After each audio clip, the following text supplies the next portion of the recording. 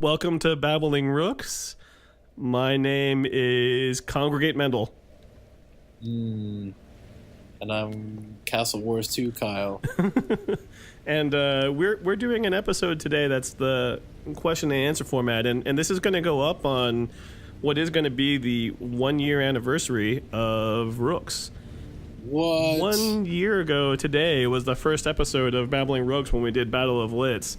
And that's kind of crazy to think about. Like, we haven't been able to keep this up for 1 week every week all throughout that period of time. But so we only have like something like 26, 27 episodes. But it still That's seems still a significant amount. Yeah, it still seems pretty weird to me that we've kind of gone through this. So we're going to play a game here this week called Castle Wars 2. It's just a silly little resource game. Kind of resource management game / attack battle game that you can find on Congregate, which is an free online flash game back when free online flash games were actually like a cool thing, and they're not really, it's not quite so cool anymore, but that's just how it goes. Flash is kind of dying, and that's kind of the way of the world. True. But so yeah, but we're gonna play this game, and well, actually, so why don't we go in and challenge? You're 29553 now, right? Correct. Okay. Well, we're gonna go into this thing, and I guess we can kind of talk about exactly how this game works first. If you take a look at the stuff up here, is it my turn or your turn first? I guess it's your turn. It is my turn first. Okay. I have well, you can make your decision. Left. So up here at the top, I'm just going to go through it. You have every other column here, which I'm highlighting here in the 3, is how many of the every other column that you get per turn. So here I have 2 builders, and that's going to end up giving me 2 more resources with my brick. Turn that down a little bit. And then, actually, that's Kyle's stuff, I guess. And then this is 2, soldiers that will then give 2 more weapons and stuff like that. And then these cards have a cost associated with them. That you can then use to build up your castle or build up a wall. If your castle reaches 100, then you win. Or if you bring your opponent's castle down to 0, then you also win. So that's basically all about the game. The numbers here 8 seconds represent. The numbers up at the top here. This represents a wall, and this represents the height of the wall and the height of the castle. So that's pretty much how the whole game works. It's interesting. I'm only getting sound effects for when you do things, and not sound effects from when I do things. That's I'm weird. not quite sure why. So yeah, I don't know why. Are you getting sound effects for both? I don't know, because I turned off my volume because it was really loud. And I didn't want that interfering with my vocal audio. Okay, that's cool. No worries. Well, yeah, I might just turn this down a little bit, and we'll see what happens when I actually do the deal. So I might actually. Yeah, it is. I'm waiting to see if your next move will have sound.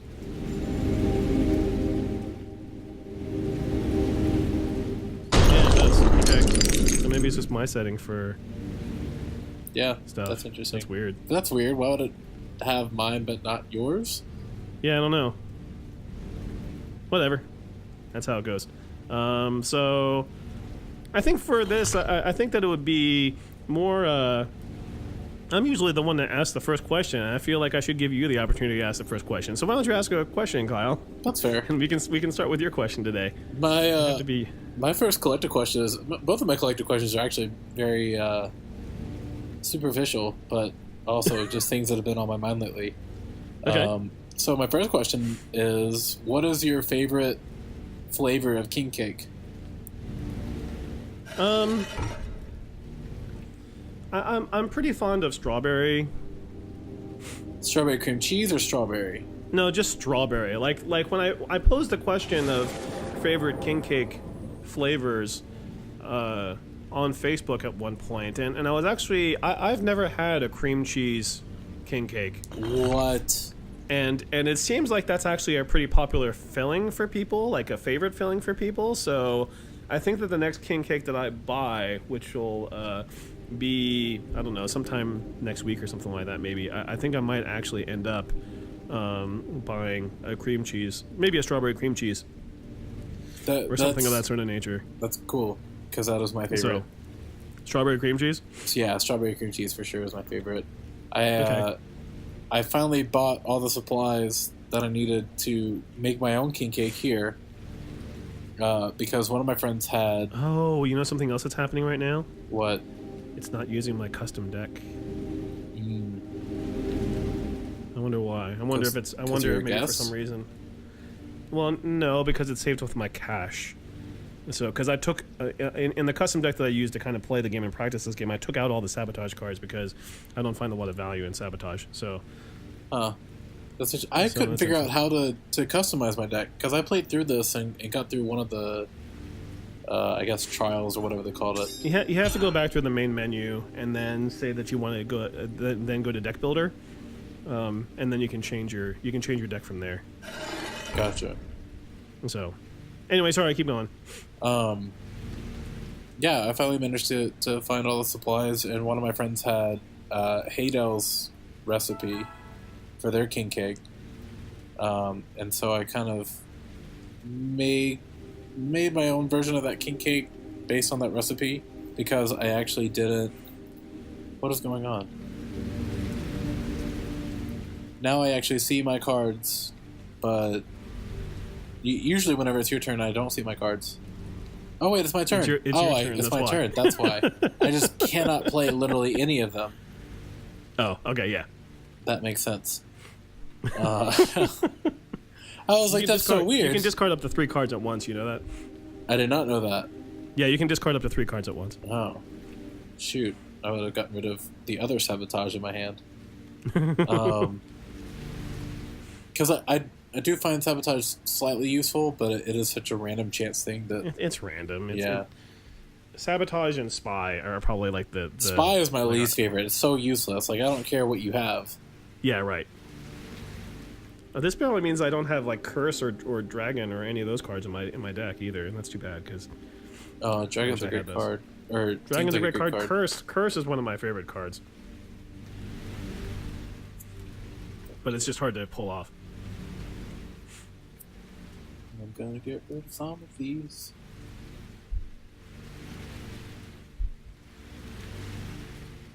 Neat.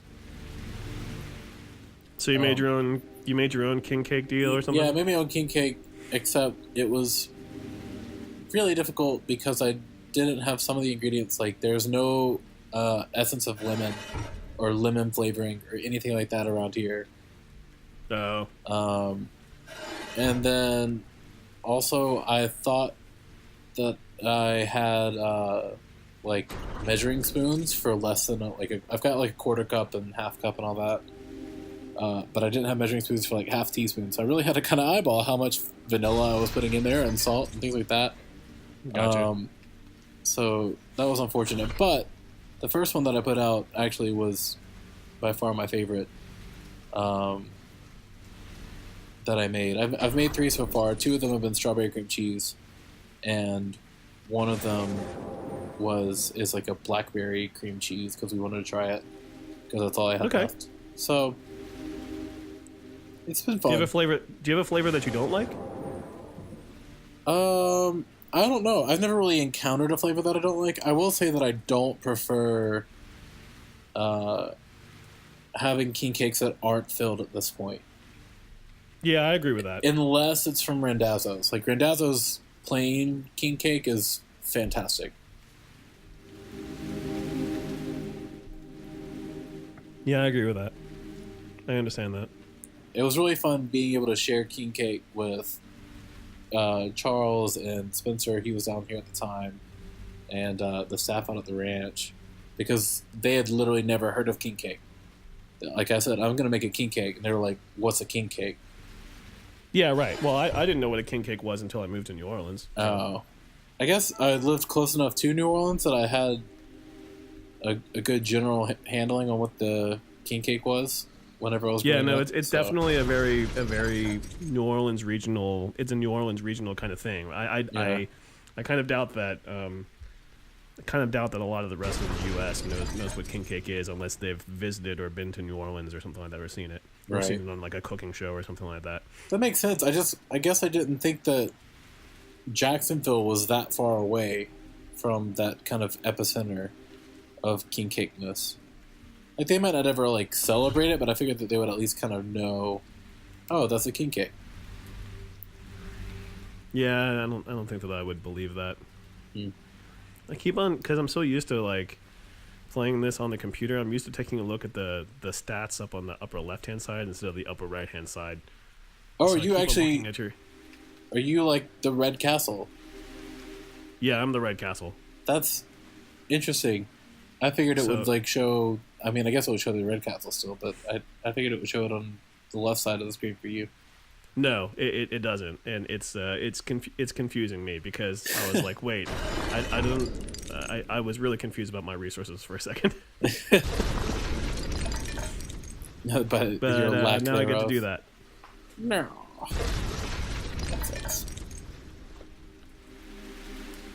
So my first collective question is, let's see.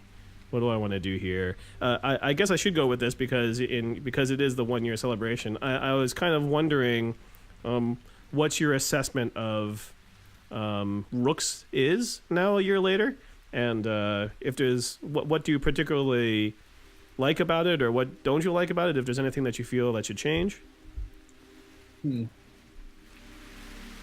That's interesting. I kind of like the development that we've had.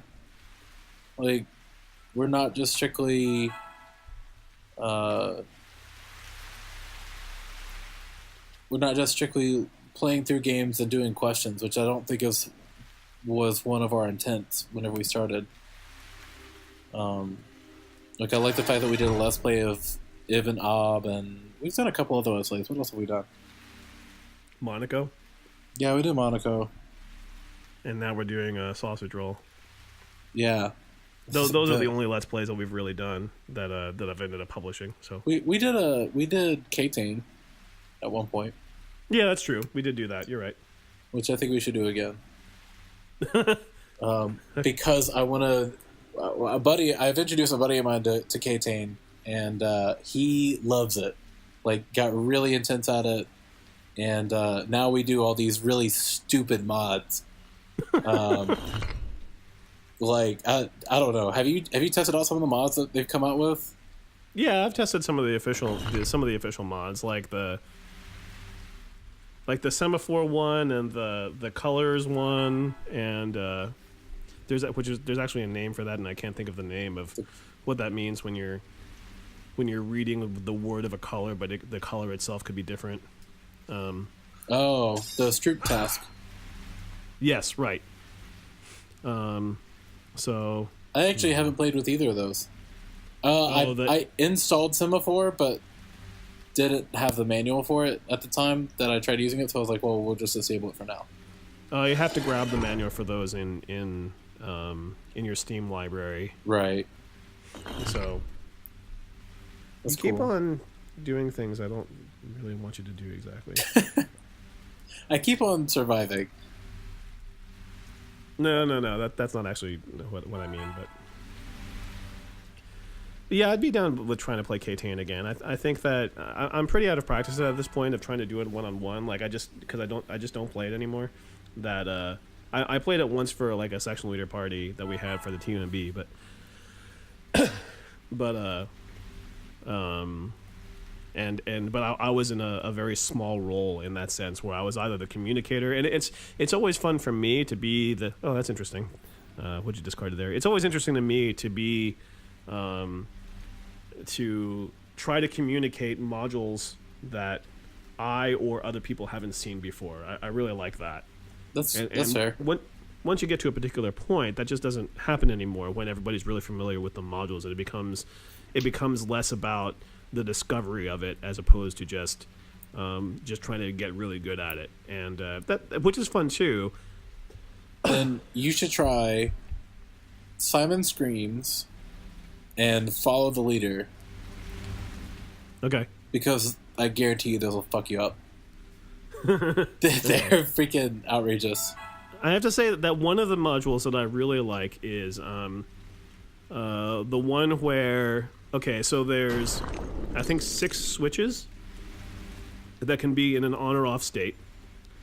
And then there's 6 lights that are also in an on or off state.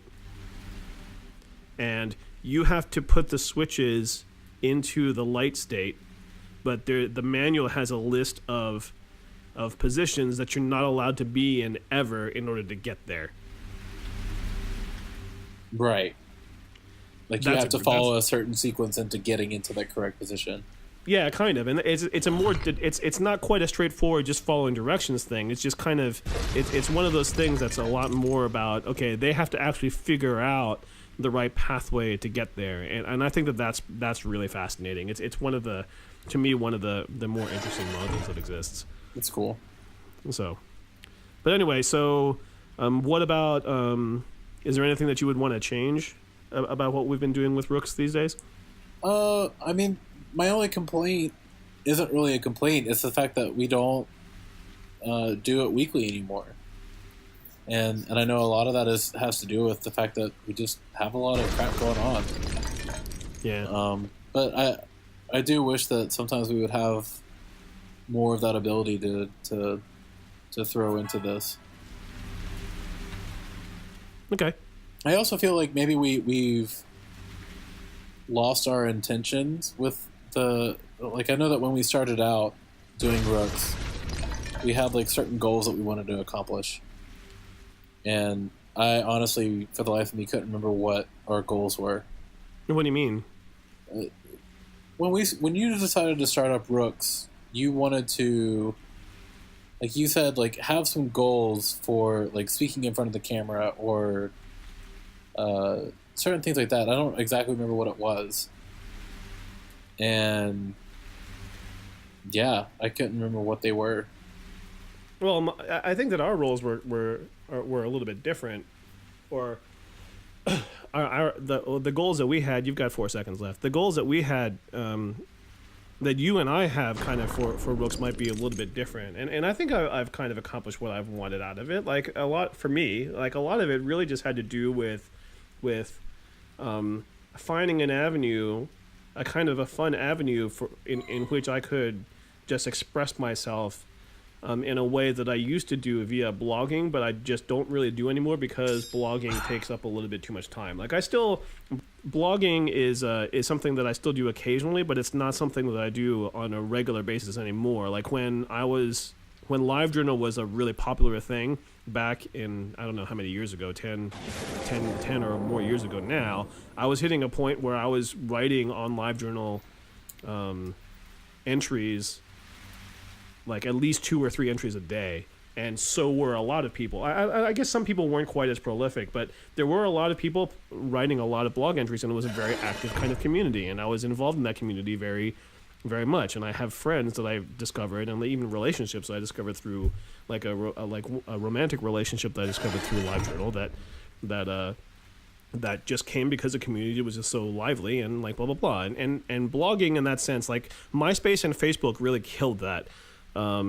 Because people just didn't have the time didn't want to take the time to do that so much anymore. And even though like that sort of stuff is fine, like I just needed something different and something that was not just my own variables, like getting more interaction with somebody else and getting you to give me questions so that there are questions that I wouldn't normally answer, or blog things that I wouldn't normally post or whatever, because I'm getting that from another individual instead. And in that, I think that I really have accomplished what I wanted to out of Rooks, in that sort of sense. And I do think that the evolution of what we've done with Rooks to do like some Let's Play stuff and to kind of refine the number of questions and all that kind of stuff, because we started off with 2 collective and 2 personal, and it just kind of made for a long period of time when we were doing stuff. And I think that now we've found a pretty good balance. I think that I kind of am still interested in maybe potentially getting some outside questions involved. Yeah. So asking people for some sort of feedback, and maybe that's something that I'll kind of open up. I just kind of suspect that it wouldn't really have any a lot of great return for that. So I think we could for a little while. yeah, maybe. I know. I don't know. I introduced Dan. Oh, there it is. So this is just giving me a thing that said, "Congratulations on my victory. I got something. If I get a certain amount of keys or something like that, then I can unlock card types for multiplayer." But you have to create an account to claim keys. Yep. And I'm not going to do that. So Yep. whatever. So okay, I guess we're just going to go. We're gonna go again. Go on this again. Am I still on the right side? Yep. Okay. I know my friend Dan. He watches pretty actively every Rooks episode that we do. Oh, Even really? Even if he just puts it in the background, because he works from home and he works on his computer. So there are a lot of times that like for like Ibn Ob, he just kind of put it as like be background noise or just kind of checking us out a little bit every once in a while. Yeah, I put on Rooks episodes in my own background sometimes when I'm doing stuff because I find it, because sometimes I just need background noise for something, and I'm kind of not into listening to music these days for some reason. So, That's weird. I mean, whatever, man. You can I not think it's listen to music. okay. So part of it for me is because, like, okay, that's not strictly true. Like, if there's an album that if there's a new album, like when I got the new Plaid album, I listened to that in the background, and that was the only thing I put in the background.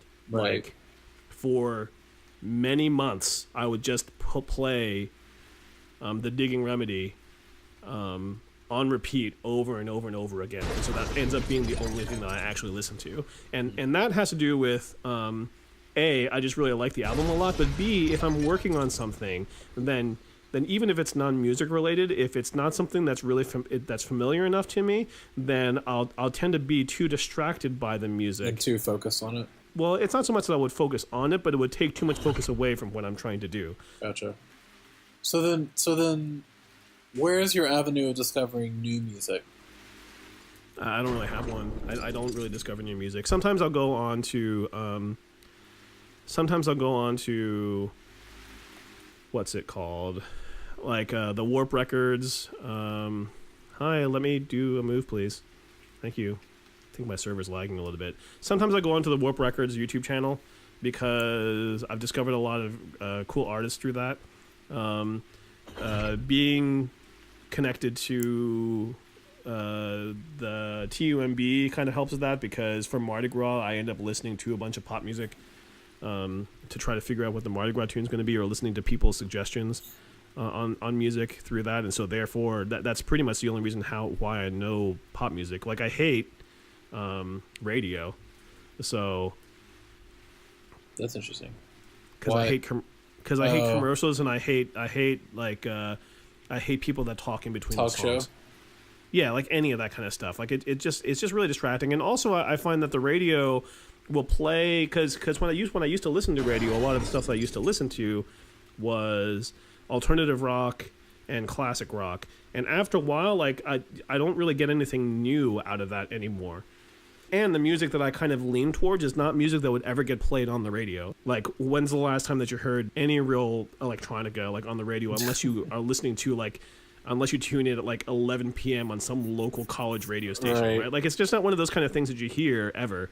And pop music is fine. I don't dislike pop music, but I don't like it enough to go out and search for it and make that into my regular thing, especially if it becomes really popular, and that just means that I'll just hear it all the time. That's not really what I'm looking for in my music selection. So I also don't really listen to a lot of music that has words, and like pop music is all about words.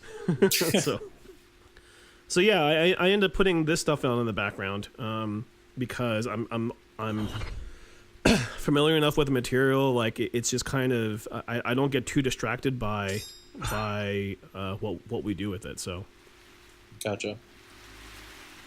And cool. So I think that I wouldn't mind getting back into it more and trying to do it again on a more regular basis. It just becomes a little bit more difficult with my with my schedule, I only have 2 days out of the week where I'm not home before 8 or later. And sometimes I just kind of value like my own time sometimes, right? So it kind of depends. Like I love doing this, but it is also a lot of production work for me because I'm very picky and I do a lot of editing, like try to make our episodes as smooth as possible. Like Ibn Ab is an example where there were times when we would kind of go through stuff and die like maybe 10 or 15 times, and I would take out 7 or 8 of those times, and I would deliberately throw the transition in a way where it didn't seem like anything was cut.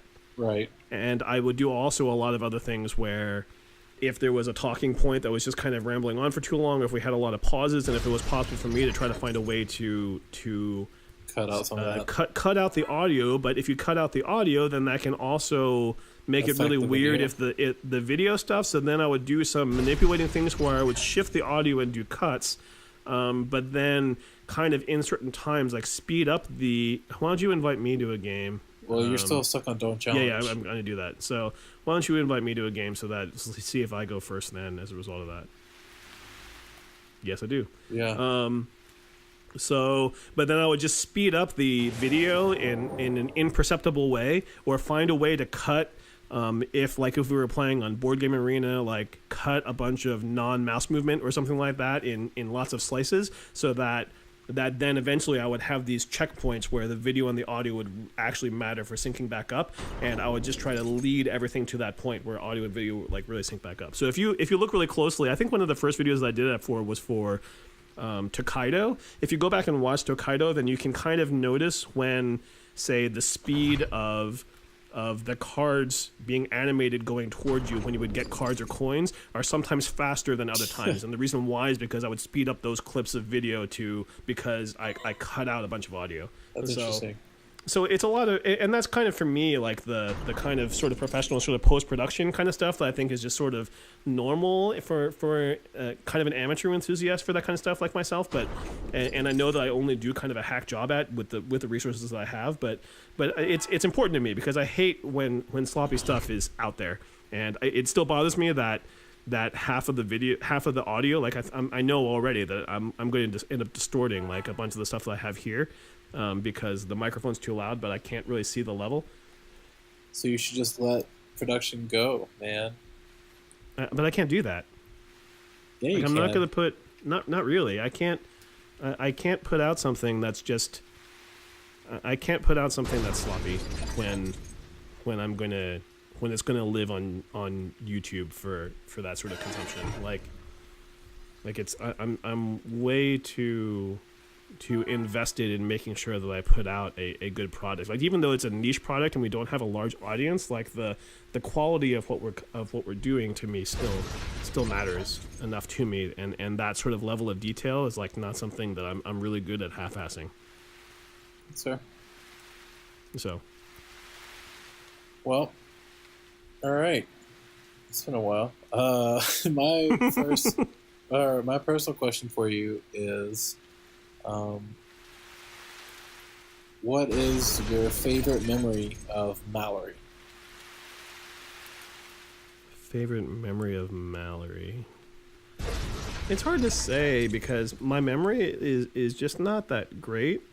Mallory, by the way, for those that don't know, that Mallory is my cat, and my cat just died. I had to take her to the vet and put her down relatively recently, and it's hard because Mallory was just a pretty low-key cat in general, and her behavior didn't really change all that much over the however many years that I had her, like whatever, maybe 10 or 11 years. Like I feel like even though she got older, she was still the same cat, just maybe a little bit more whiny, and because she was a pretty whiny cat. I've got a particular picture of her that I really like, where she was standing, or kind of not standing exactly, but sort of half standing, half crouching on one of my chairs, and she was looking at a plush cat that I have, whose name is Kuroniko-sama, who is a character on a Japanime called Trigun.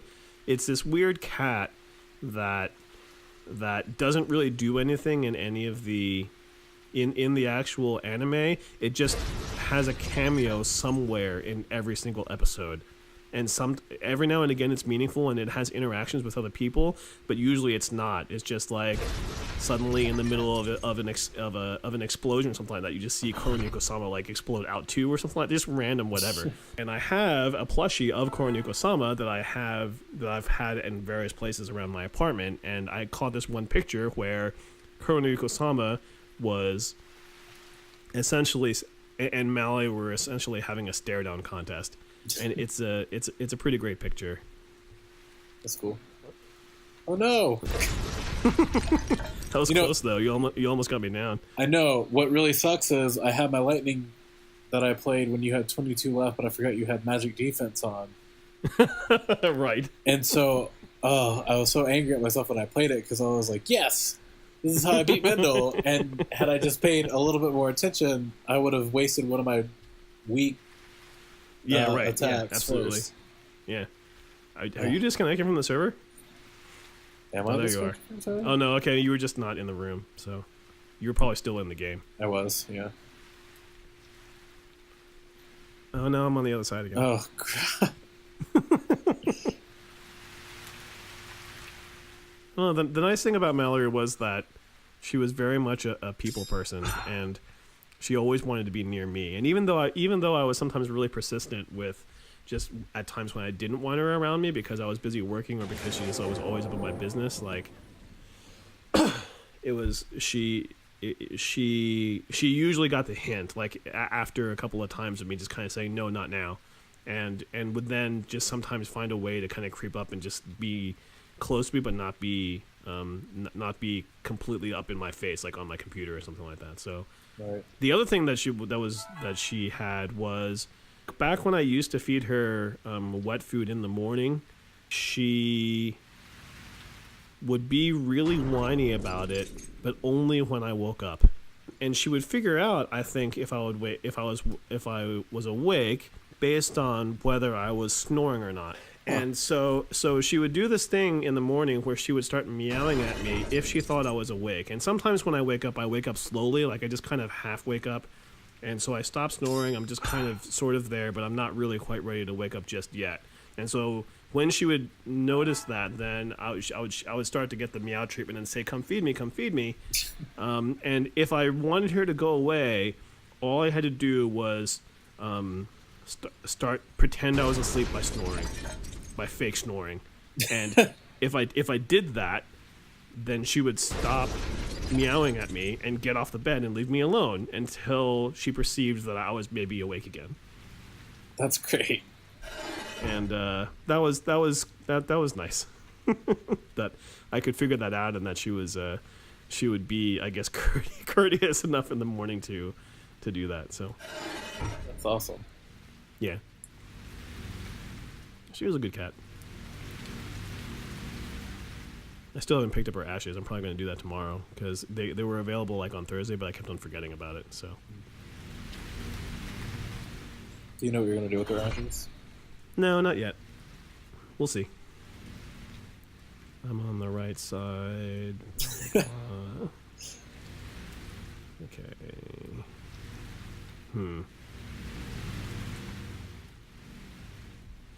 So my first I guess my only personal question is, how has the TUMB changed for you in personal significance between being a member versus being an alumnus? Ooh. That is very interesting that you would ask this question now versus like a year ago. Because after this year, everybody who I helped form the TUMB with, in a way, will be gone. And it'll be only people who are beyond my generation. And I think that that's a weird thought. Like, I thought of that a couple times because it kind of irked me at one point because I could only remember 2 years behind me. And I couldn't remember anybody from 3 years. Did you kill me already? No. No. You've got 4 left. Okay, that's good. Because I'll kill you, Mendel.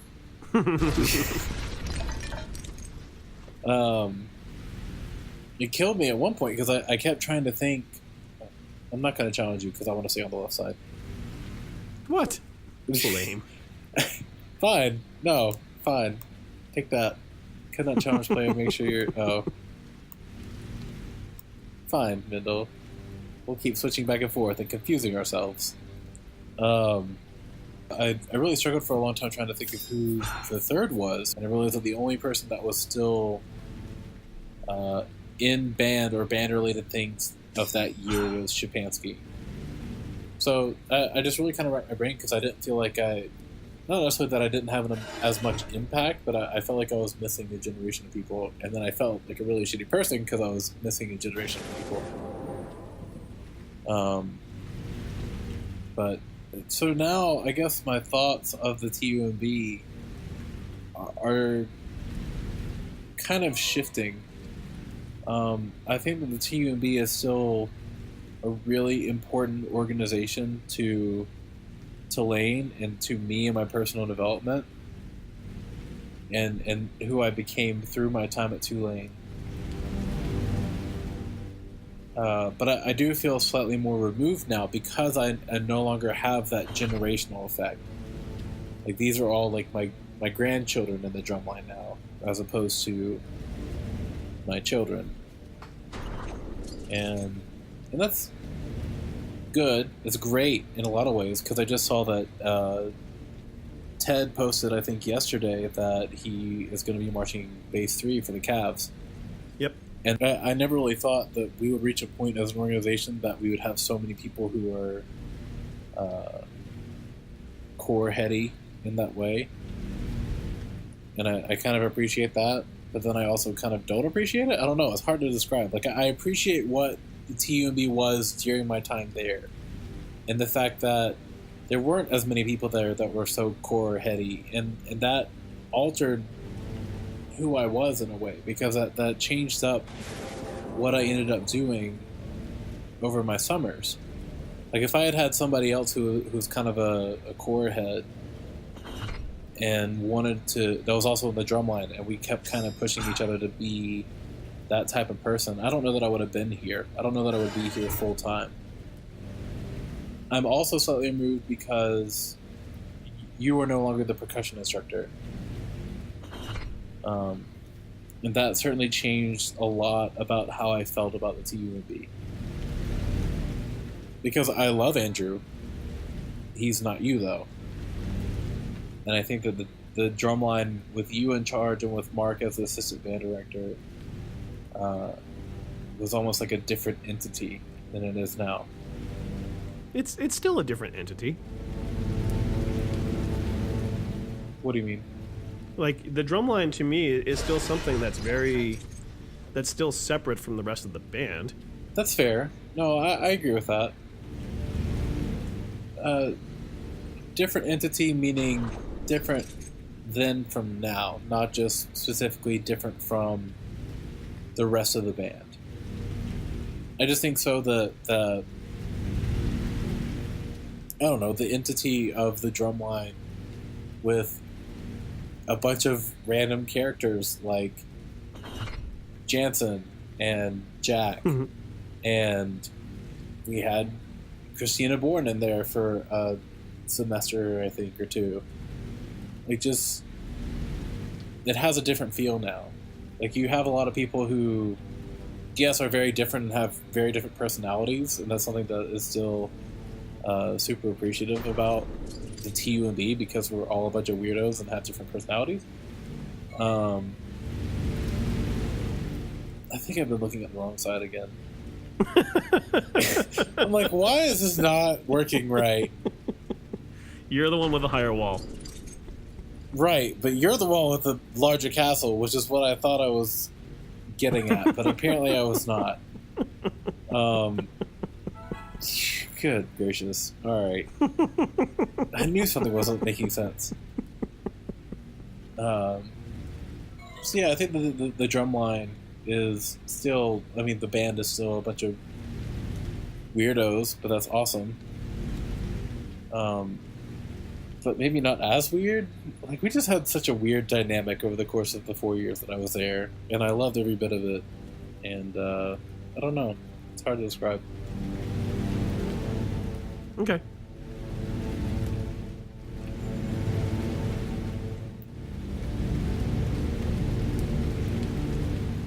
God, I need to focus more. Well, you were answering a question, so. Right. Yeah. Well, my second collective question is kind of a two-part question, but really just a one-part question because I didn't know exactly how I wanted to phrase it. Either you're really good at those two-part sort of questions. Yeah, I love those. They're my favorite. So it's either like, what is your favorite movie / video game / music / board game review, or like, who is your favorite like reviewer? The only consistent reviewer that I watch is Yahtzee Croshaw. Like, there's other articles that I read that are reviews of certain things, but I couldn't tell you who's the one that's doing the actual reviews for those. Like, I don't identify them by people. The only one that I go to watch specifically for the person and that business is Zero Punctuation by Yahtzee Croshaw. So that's cool. What drew you to him? I forget why I found one of his videos, but the first video that I ever watched was his review of iPhone games when the iPhone was still fairly new. I liked how fast he talked because he was a much faster talker in his early reviews than later.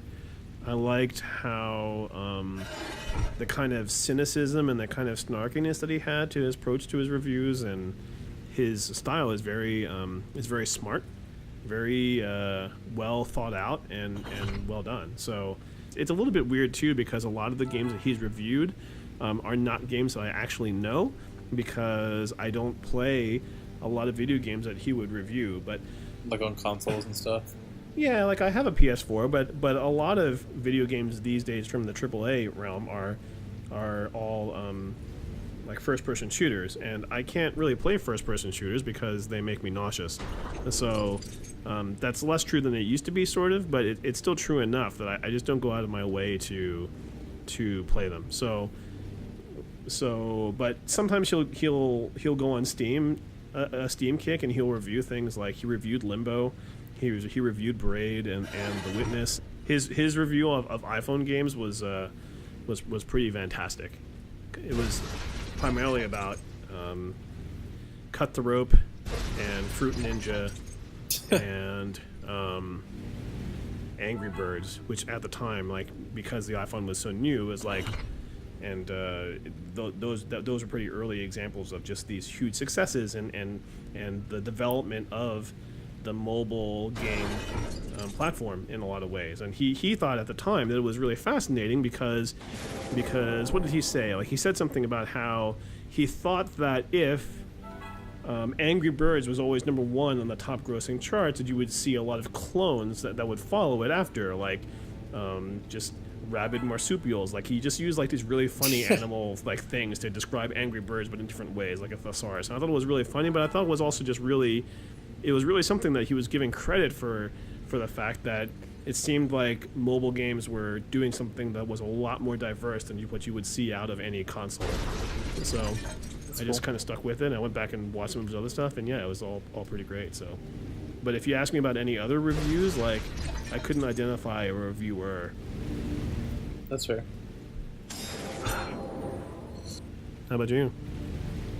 I don't know. I've thought about this question a lot, and I really didn't know if I wanted to throw out any specific names. I definitely love Kaylee's reviews of board games. Like, those in and of itself help me. They help me expand what I want to do with my board gaming career, if you will. That should kill you. That kills you. Good. Oh, how did that kill me? Oh, I was on 20. Yeah. Okay. I'm gonna challenge you again. All right. So that I can continue to be on this side. All right. I really love Kaylee's gaming because a lot of times my board gaming experience is very limited as far as like I'll see stuff on Board Game Geek and I'll kind of browse at the top charts and things like that, but still a lot of the games that I'm actually introduced to are from you. And not that I necessarily have any problem with that, I just want to expand out beyond that. And I think that Kaylee, even though I know her indirectly from you, I think that Kaylee's reviews are pretty fantastic because they allow me to look at the review of the game and look at something a little bit more in-depth and decide whether I would actually want to play it or not. Even if I don't necessarily have the means of playing it without you as another person. That's not necessarily problematic to me. Like, I still really desperately want to play Here Kitty Kitty. To the point where I almost bought it from a resale store because I had a little bit of extra money right before I left from Christmas. So it's still always really funny for me to see whenever I go into Walgreens, I'm kind of like walking around. And I go to a particular aisle, I can see the Resistance, Coup, Sushi Go, and something else. In Walgreens? Yeah. Which Walgreens? The one by Canal. That's weird. Board games have a renaissance. Like it's in the same area as like kids' toys or whatever. It had, like, I saw, it's always there. Like a copy of Coup and the Resistance is always there. That's crazy. That's really interesting. Yeah, it's kind of fun.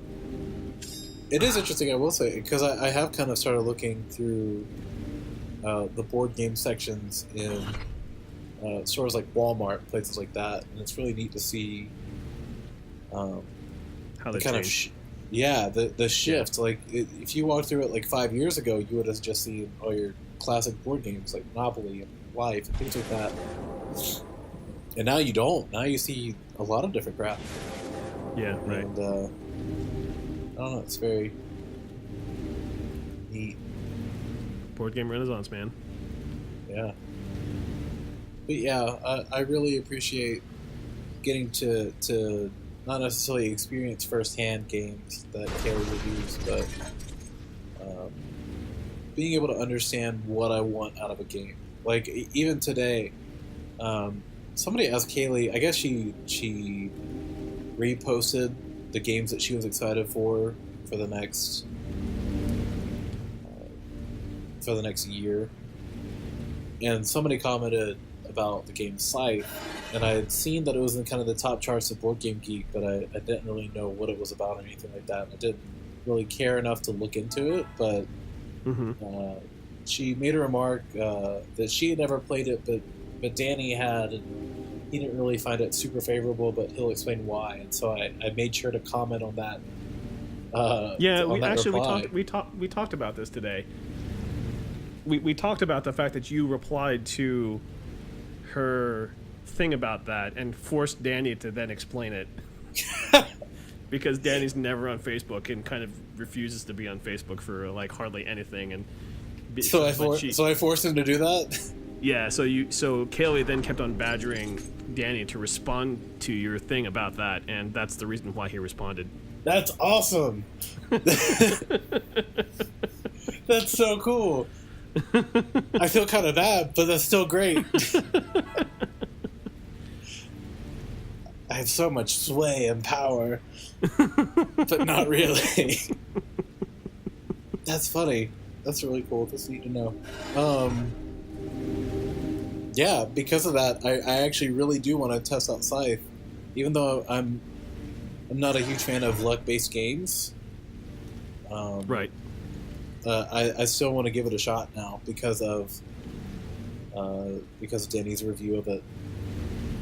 And he made a good point of games that are overhyped, and I kept thinking about Terraforming Mars, which is not necessarily overhyped. It's just that thinking about what you've told me about a lot of the complaints that people are coming up with because of components, because of the quality of the game. Quality. Yeah.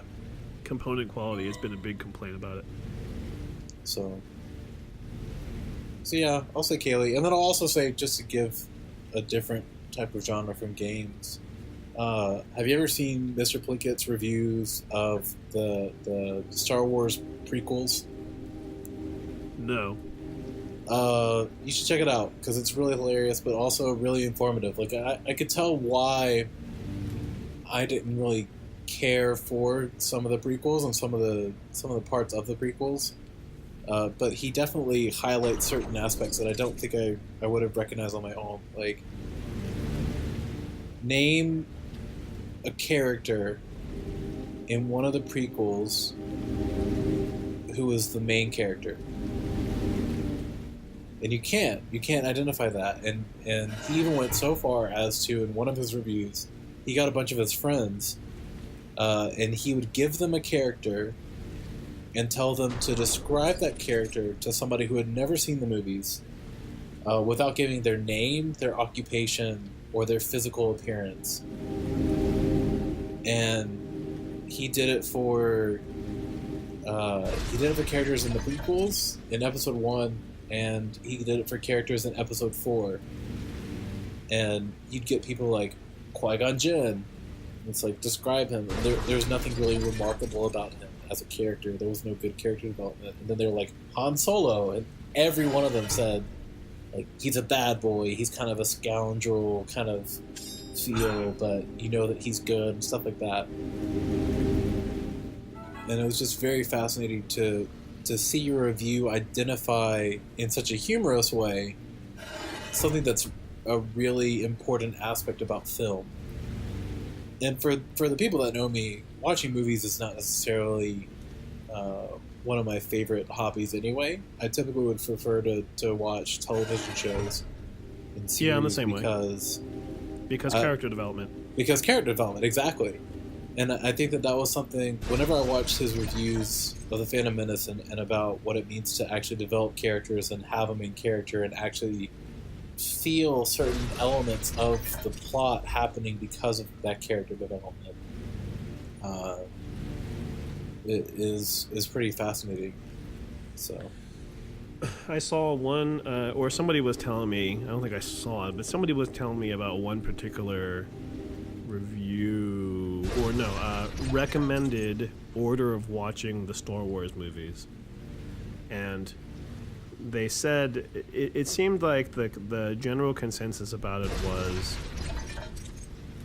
4, 5, 6, 2, 3, 7, and just skip one. Because one doesn't. Because you're right. Because one doesn't do anything. It doesn't do anything, right, at all, right? And it was just really bad. So it. But see, and so here's my argument though. Why is 1 worse than 2? Oh, I think that 2 is awful. But yeah, 2 is. But it at least advances the story of Darth Vader, right? And it develops that plot of what you then, I assume, get into 3, even though I've never seen 3. Like, I feel it's awful, but I feel like it's necessary. if you want to really know about that sort of business. Yeah, that's fair. But no, I hated 2 enough when I saw it that I decided that I just couldn't see 3. That's the only reason that you didn't see 3? Pretty much. Like, I guess I also heard that people say that I forget what people said at the time that just made me decide that it wasn't really worth it. That if it, well, I think that it might have been something like, since it's because I said to them how much I just really despise 2, that they told me, yeah, then you probably shouldn't watch 3 because you'd probably dislike that. You'd probably dislike it, and it's long, and why would you subject yourself to that? Yeah. Something like that. So. Oh no! You left the game. I did, because I won. Boom.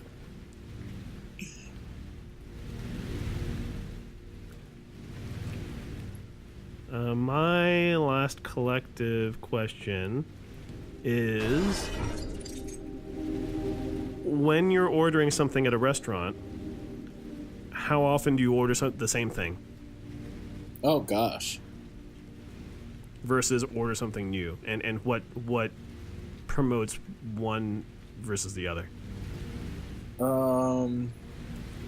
Okay, I'm going to give a twofold answer to this. One regarding what I do in Costa Rica, and one regarding what I do in the States. Right. Because when I'm here in Costa Rica, I literally only go to the same places that I know have good food and certain types of food. Like, I only go to this one guy for burgers. And I predominantly go to this one person for pizza unless I'm kind of broke for my budget, and I go to a different place that has cheaper pizza. So I definitely go to specific places because I know what their food is. The only time that I haven't done that is there's actually this new place that's opened up maybe about a month ago, and their menu is this weird combination of like everything. Like, if you want tacos or pizza or a hot dog or a pizza dog with a taco on the side, like, you could do that. And it's very bizarre, and because of that, Charles and I have actually been going there, not semi-frequently, but occasionally, and trying new things every time. Like, she also apparently now has jalapeno poppers and fried Oreos, and you can get all those things.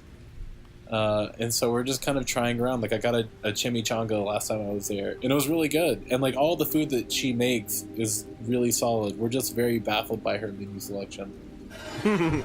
I guess I wanted to get more specific down to it, though, right? Because it's not so much that, like, if you go to a burger place, then yeah, of course you're always going to get a burger. But does that mean that you always get the same burger, and do you always get the same sides, or do you change up what kind of burger that you get?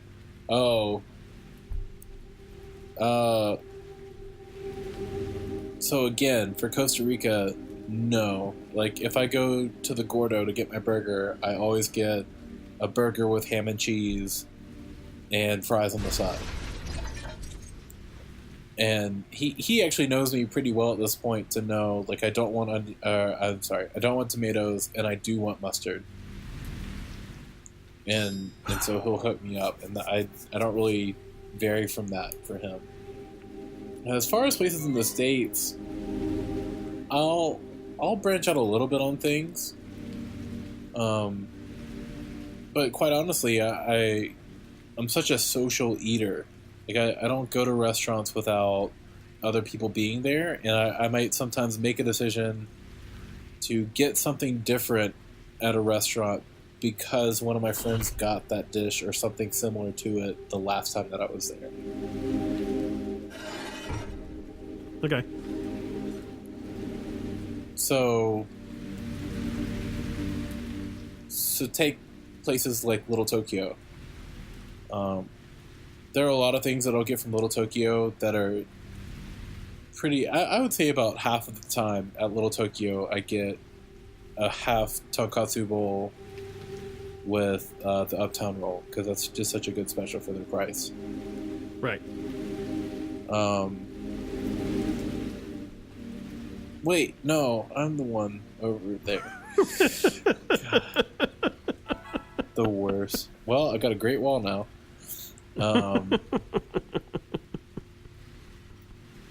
But other times, it really all depends.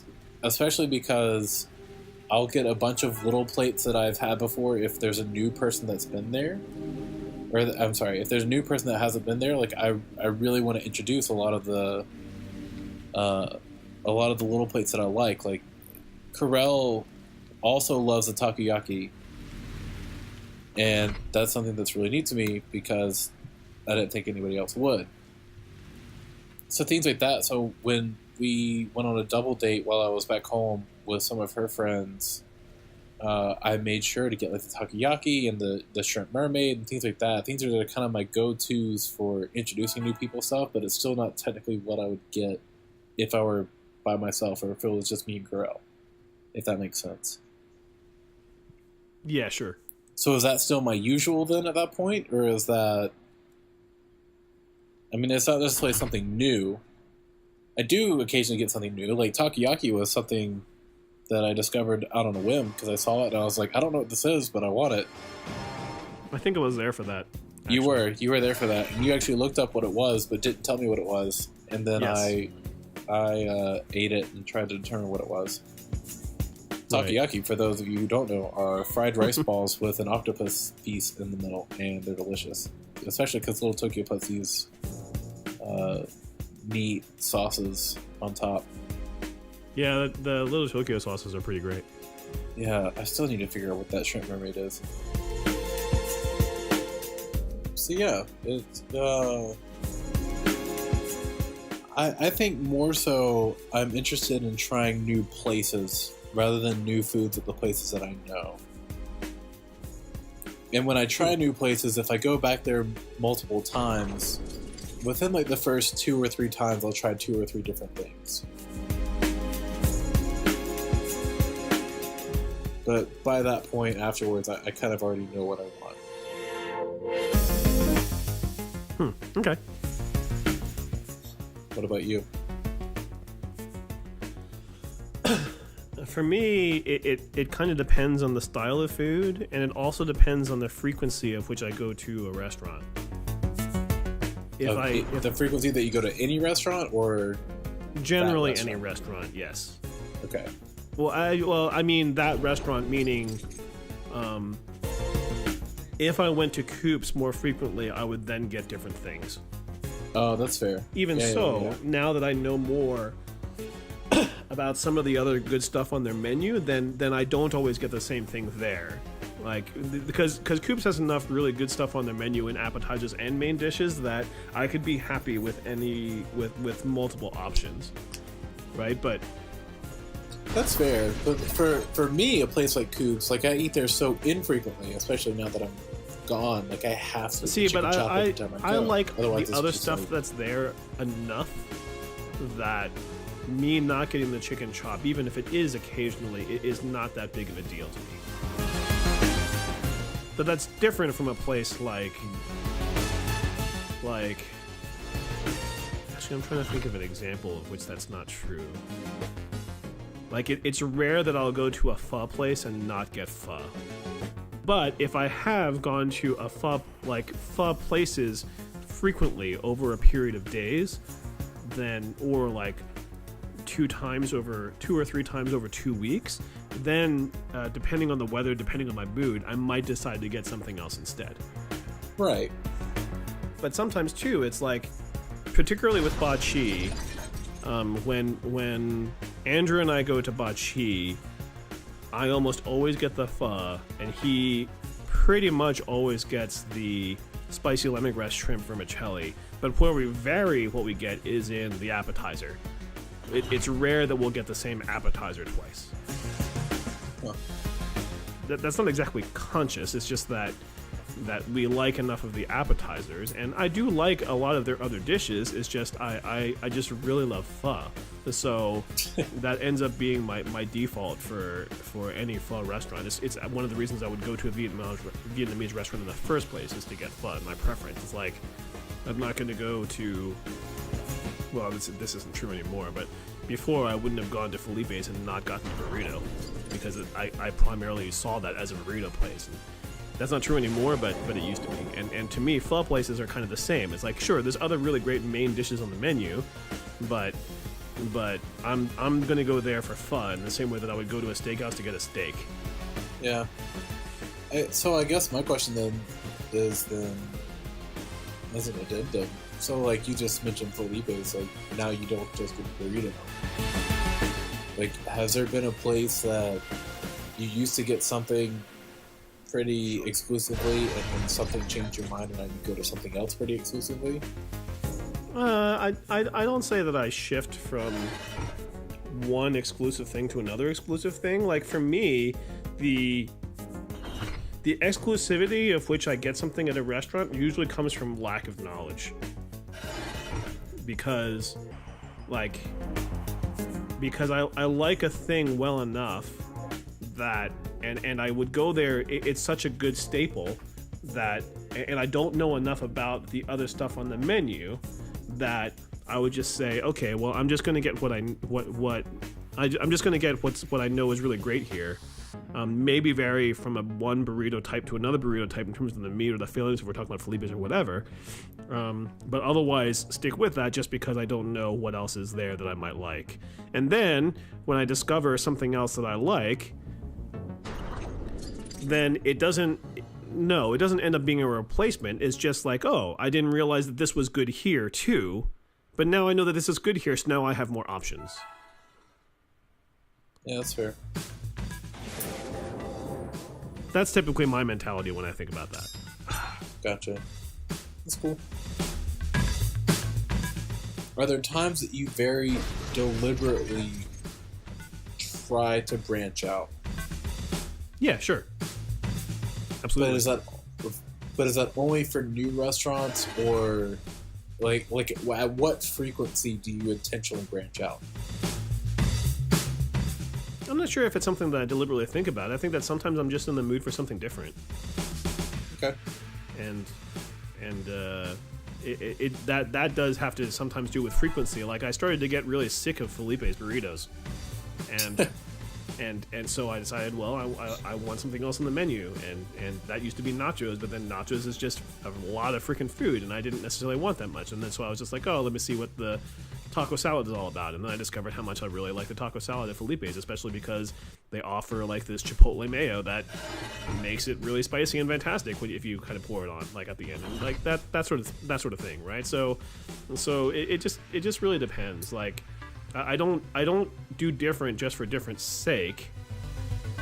I just do different if even if there is something that I really like, I'm just not in the mood for it at that time. That's just kind of defined like that. I guess then, there's just so many good restaurants and so many different things that you can eat in New Orleans. I feel like I wouldn't, if I only ate burritos from Felipe's. Okay, let me give a better example. At Juan's, I literally only ever get the enchiladas. Oh, okay. Mainly because the enchiladas are my favorite Mexican food, and Juan's has really fantastic enchiladas. But like if I ever wasn't in the mood for enchiladas, I wouldn't go to Juan's. Like, does that make sense? Yeah, sure. I don't feel like there's any point in which, if I wasn't craving that specific type of food for some place like New Orleans where every restaurant has something different that's really good. Or most restaurants.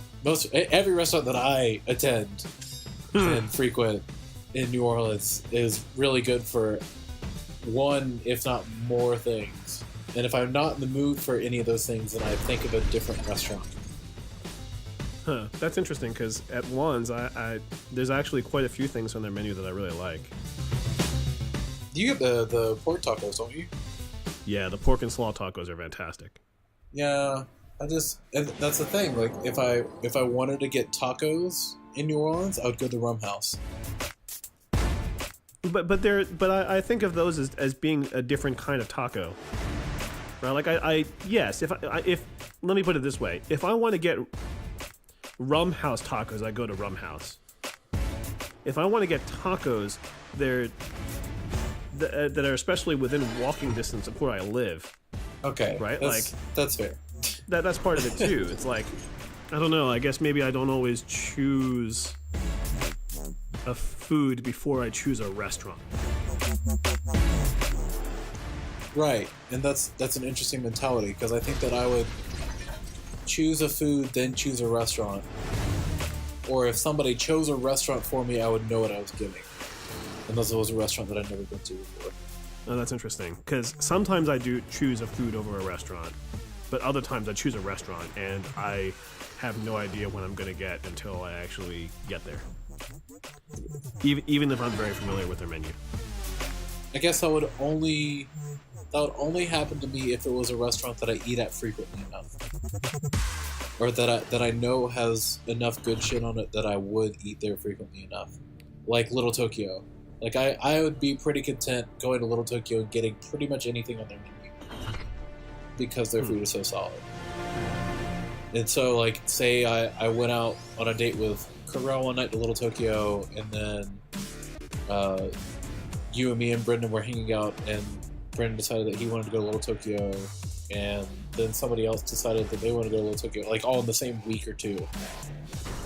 That would be the time that I could just be like, okay, well, it's not my decision to go to Little Tokyo, but somebody else decided it, so I'm going to get something different. Huh. Yeah, it's interesting. That's not really the way that I operate when it comes to restaurant philosophy. Yeah, it is. I guess it is some of the time. It's just not like that all the time. Sometimes when we decide that we're going to go to Bachi, it's because I want pho. Sometimes when we want to go to Bachi, it's because I just like Bachi, and I might decide to do something different, and I don't know that until I get there.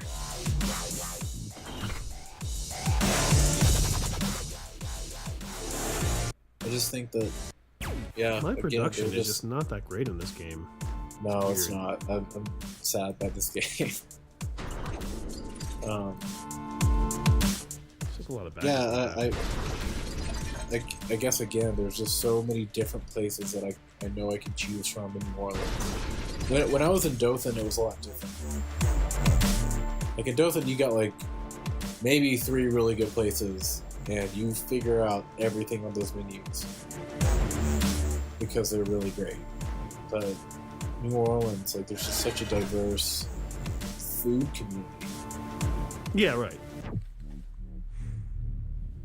And I'd rather eat at different places as much as possible. Like, if it were up to me, I would eat at a different restaurant every night if I was going out every night or things like that. Yeah, So. I like my favorites, and I don't. Sometimes it's just a little bit too much effort to decide that you want to be that adventurous. For me, so it just really depends on context. It depends on, like, well, especially like now, like I don't. Like, I've gone in and out of phases since in living in New Orleans, how much I go out for versus how much I cook at home. And right now I'm definitely in a phase where I cook more than I eat out. And I think that if I was going to live in a place that wasn't New Orleans, or I guess maybe more broadly, a place that did not have the same sort of a foodie kind of culture, that I would cook even more often at home and instill more variety into the kind of recipes that I add to my vocabulary, rather than try to explore everything on a menu. Yeah, that's it. I can see that. Cool. Yeah, and that's probably a good way to wrap up, since I just beat your ass. And yeah, you did. To be fair, that game, that round drug out very long. It did. I'm not quite sure why. I feel like our production was pretty low, but I also just think that my cards were just not conducive to me. Like, it's funny that I actually almost hit 100, because I don't think any of the games that either you or I won came as a result of hitting 100. No, none of them did. We came close, but we always had like a good attack card that kind of prevented it. Right. Like if you'd given me 2 more problem, turns, I would have been able to win by getting 100. Right. My problem was, like, I had so much weapon production, but I never got the cards. Sometimes then you discard 3 cards on purpose. Yeah, that's fair. I thought about that, but then there were always other options for me to play at that point that were also decent, and I was like, well, maybe next time I'll get a good attack card. Sure, and for me, that then kind of turns into a particular urgency. Like, even if there are other cards that might be good for the time being, like, did you play Add Weapons last? Is that what you did? I think you did. Maybe. And to me, that's a useless card to play, versus discarding 3 cards given because you already have 64 weapons. So why do you need to add more to that? And when I'm in a place where I'm at 82 and I'm in danger of kind of getting 100, or you're in a place where you know that you could get hit by like another thing, then instead risk killing 3 of your cards that are just kind of medium useless cards and grab 3 new cards that hopefully will help you and hope that you can last a turn for that. There was also an interesting point during one of the games where you got rid of a builder, and I was trying to figure out why you got rid of a builder because I had another builder in hand. Yeah, but I didn't have the production at that point to justify holding onto the other builder. I don't think that like I don't think that those production cards are things that I would ever throw away. No, unless I had the ability that like I was able to within 2 turns make another builder, like because their cost is 8. Like I don't know. I wouldn't usually get rid of them, but in certain instances I would. Okay. Because it also wasn't my focus at that point anyway.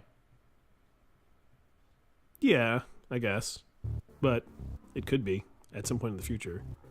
Right. Because of the But at some point in the future, I could draw another one. Yeah, I guess, except that the deck is finite. Although, I'm not sure how the finite works. Right, there's 101 cards in each deck, and I feel like we probably should have gotten rid of those at this point. Well, I don't know, though. I wish I could see a history of how many rounds you played, Cards. Yeah. But I guess not, though, because you start off with 8 cards, right? And so that means that you're only burning 1 card. That means per 1 to 3 cards per turn, and most likely 1 card per turn. Then that means that you would have to play 90-ish rounds of cards to get rid of to actually have to recycle through your deck. And I just don't know that. Engage me. Exit to the left real quick. Engage with me in a test. We're only going to discard our cards.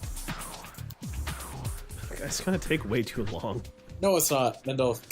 It's going to take too long. No, I'm not doing that. Nendo, do this for me.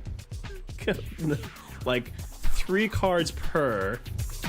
If you look, we could have already been through like 9 cards each at this point. Oh my god, I'm not gonna waste like Rook's time kind of doing this. I'd rather like get offline and like play like a half hour of Terraforming Mars with you or something. You can find that out for yourself. I'm gonna exit this game now. Fine, I will.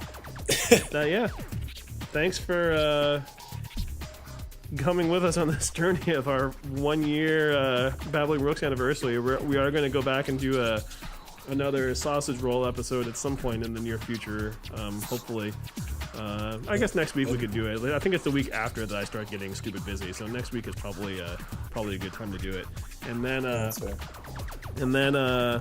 and then we'll figure out what's gonna happen after that. Like it'll be Kyle's pick of game. But yeah, thanks for the people that have been kind of following or watching us even somewhat religiously, and here's to another year, I guess, of Babbling Rooks.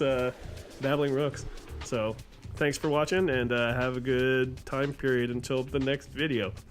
Yep, have a great time period. See ya. Bye.